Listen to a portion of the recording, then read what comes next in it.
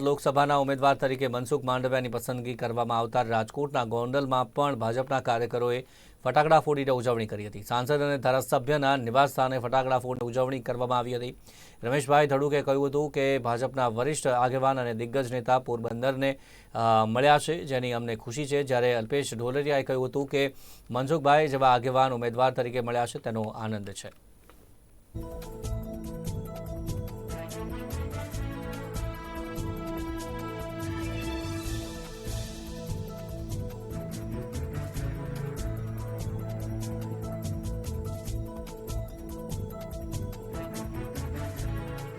ફટાકડા તો ફોડવાના જ હોય ને। મનસુખભાઈને ટિકિટ મળી, આપણને આનંદ છે એટલે ફટાકડા ફોડ્યા બધાએ અને બધા કાર્યકરોમાં ઉત્સાહ હોય। જો મનસુખભાઈ પણ આપણા પાર્ટીના વરિષ્ઠ આગેવાન છે અને એના માટે આપણે ફટાકડા ફોડવા જોઈએ। આપણે એટલો આનંદ એ છે કે મનસુખભાઈ એક 5મા નંબરના મંત્રી છે અને 5મા નંબરના મંત્રી જો પોરબંદરને મળ્યા હોય તો આપણે ખૂબ આનંદની લાગણી વ્યક્ત કર્યું છે કે નવા વિકાસ થાય, નવા ઉદ્યોગો આવશે અને લોકોના ખૂબ કામ થાય। આજ રોજ જ્યારે પોરબંદર લોકસભા સીટ ઉપર જ્યારે મનસુખભાઈ માંડવિયા સાહેબની ઉમેદવાર તરીકે જે જાહેરાત થઈ છે એ બદલ એમને અમે હૃદયપૂર્વકથી ખૂબ ખૂબ શુભેચ્છા પાઠવી છે ને અભિનંદન પાઠવી છે।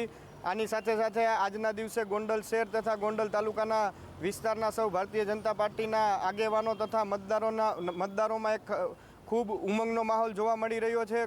કાર્યકર્તાઓથી માંડી સૌ આગેવાનો મતદારો ખૂબ ઉત્સાહમાં છે અને આજના દિવસે અમે સૌ ભારતીય જનતા પાર્ટીના આગેવાનો તથા ગોંડલ શહેર અને ગોંડલ ગ્રામ્ય વિસ્તારના મતદારો સંકલ્પ લઈ છે કે ભાઈ લોકસભાની જે ચૂંટણી આવી રહી છે એની અંદર આપણા યશસ્વી વડાપ્રધાન શ્રી નરેન્દ્રભાઈ મોદી સાહેબના હાથ મજબૂત કરવા માટે એક એક યુવાનને એક એક મતદારો પૂરા જોમ જુસ્સા અને પૂરી તાકાત સાથે મેદાનની અંદર ઉતારવાનો છે અને મનસુખભાઈ માંડવિયા સાહેબને 5 લાખથી પણ વધારે મતથી લીડ આપી અને આ સીટ ઉપર વિજેતા બનાવવાના છે।